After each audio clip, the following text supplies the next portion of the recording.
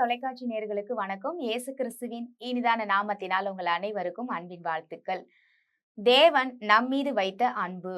அதற்கு ஒரு வேத வசனத்தை நான் உங்களுக்காக வாசிக்க விரும்புகிறேன். ரோமரின் புத்தகம் 5ஆம் அதிகாரம் 8வது வசனம். நாம் பாவிகளாய் இருக்கையில் கிறிஸ்து நமக்காக மரித்ததினாலே தேவன் நம்மேல் வைத்த தமது அன்பை விளங்க பண்ணுகிறார். நாம் பாவிகளாய் இருக்கையில் தேவன் பாருங்க மரித்திருக்கிறாராம். நல்லவங்களாக பாருங்க வாழும் பொழுது தேவன் நமக்காக மரித்திருக்கிறார் அப்படின்னா ஒரு நீதி நியாயம் இருக்கு. நீங்க நல்லவங்க, ஏதோ புண்ணியம் பண்ணியிருக்கீங்க, உங்களுக்காக கடவுளே மானிட பிறப்பை எடுத்து சிலுவையில வந்து மரிச்சிட்டாரு அப்படின்னு சொல்றதுக்கு. ஆனா நம் பாவிகளாய் இருக்கும் பொழுதே தேவன் நமக்காக பாருங்க, கிறிஸ்து நமக்காக மரித்ததினாலே அவருடைய அன்பை விளங்க பண்ணுகிறாராம்.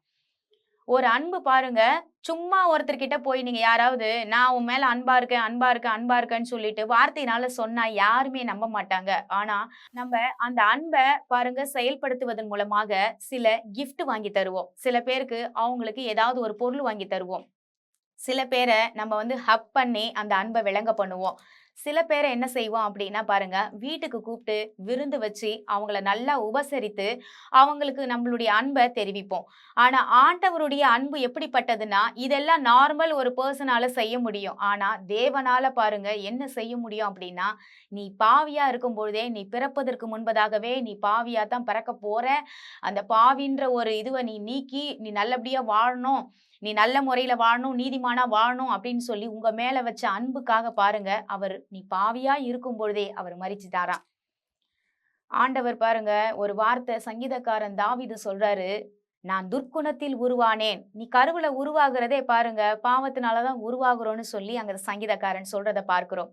அப்போ துர்க்குணத்தில் உருவாகிறோமா, தாயின் கர்ப்பத்துல உருவாகும் முன்பதாகவே ஆண்டவர் வந்து எப்படிப்பட்டவரா படைச்சிருக்கிறாருன்றத தாவீது சொல்றாரு, துர்க்குணத்தில் நான் கருவில உருவாகினேன் அப்படின்னு சொல்லி. அப்போ அப்படி இருக்கிற ஒரு மனுஷனுக்காக ஆண்டவர் இன்னைக்கு நமக்காக சிங்காசனத்தை விட்டு இறங்கி வீற்றிருந்து பாருங்க, ஆண்டவர் ராஜாதி ராஜாவாக அவர் சிங்காசனத்துல பிதாவின் வலது பரிசத்தில் உட்கார்ந்திருந்த தேவன் நமக்காக இறங்கி இந்த பூலோகத்துக்கு வந்து அவர் மரிக்க வேண்டிய அவசியம் என்ன என்றால், உங்களையும் என்னையும் அவர் நேசிக்கிறார். அவர் நேசிப்பதை எப்படி விளங்க பண்றாரா, தன்னுடைய உயிரே கொடுத்து விளங்க பண்ணுகிறார். சில பேர் சொல்லுவாங்க, உனக்காக என் உயிரையே கொடுப்பேன், நானு என் வானலெல்லாம் உனக்காகவே வாழ்வேன் அப்படின்வாங்க. ஆனா சொல்லி ஒரு 3 மாசம் கூட பாருங்க அந்த வார்த்தையை நிறைவேற்ற மாட்டாங்க. சொல்றது எதுக்கு அப்படின்னா, உங்களை அந்த வார்த்தை இம்ப்ரெஸ் பண்றதுக்காக சொல்லுவாங்க. ஆனா ஆண்டவர் உங்களை இம்ப்ரெஸ் பண்றதுக்காக சொல்லல, உண்மையாகவே அவருடைய அன்பின் மித்தமாக மரணத்தின் மூலம் இம்ப்ரெஸ் பண்ணிட்டாரு. அப்படிதான் நான் சொல்லுவேன். ஏன்னா ஆண்டவர் ஒருத்தர்கிட்ட போய் சொல்லிட்டு அதுக்கப்புறம் மரணத்தை அவர் ருசி பார்க்கல. ஆண்டவர் தன் ஜீவனையே கொடுத்த அப்புறமா தான் அந்த அன்பை விளங்க பண்றாரு. பாருங்க, மரணத்தை போய் யார்கிட்டனா நீங்க சொன்னீங்கன்னா அதை ஏத்துக்கிறாங்களா யாராவது? உங்களுக்காக தான் இயேசு கிறிஸ்து ஜீவனை விட்டாரு அப்படின்னா அவர் எனக்காக ஏன் விட்டாரு? அவரை காப்பாத்துறதுக்கே நாதி இல்லாம தான் சிலுவையில தொங்குனாரு அப்படியெல்லாம் பேசுறாங்க. ஆனா அவரை காப்பாற்ற பிதாவாகிய தேவன் இருந்தார்.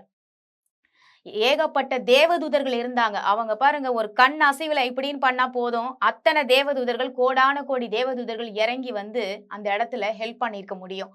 ஆனா இயேசு தன்னைத்தானே ஒப்பு கொடுக்கணும். ஏன்னா மரணம் எப்படி வந்துச்சு? பாவத்தின் மித்தமாக. ஆதாம் செய்த முதல் மனிதனாகிய ஆதாம் செய்த கீழ்ப்படியாமையினால அந்த பாவம் உள்ள வந்துருச்சு.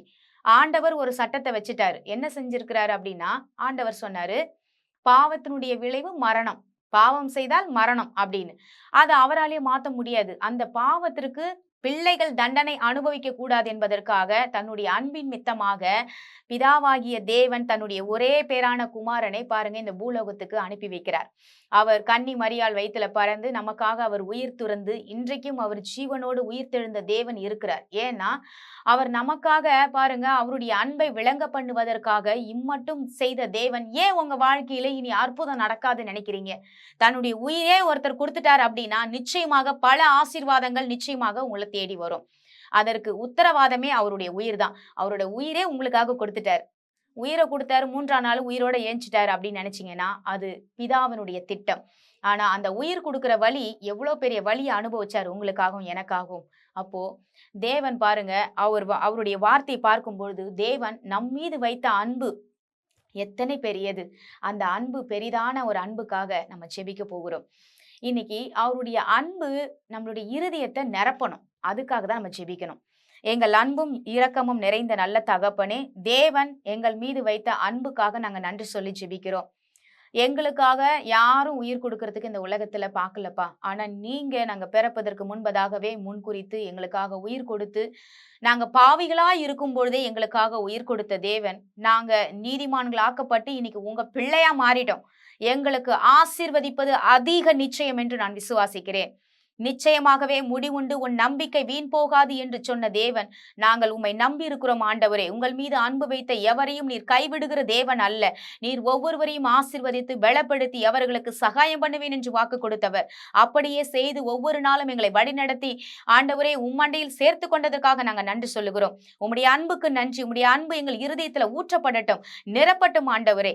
நாங்கள் ஒருவரையும் வெறுக்காதபடிக்கு ஒவ்வொருவரையும் நேசிக்கத்தக்கதான உம்முடைய ஆண்டவரே பெரிதான அன்பு தயவு எங்கள் மீது இருக்கட்டும். ஒவ்வொரு நாளும் எங்களை வழிநடத்தும்படியாக நாங்கள் ஒப்பு கொடுத்து வேண்டிக் கொள்கிறோம் ஜீவனுள்ள நல்ல தகப்பனே. ஆமேன்.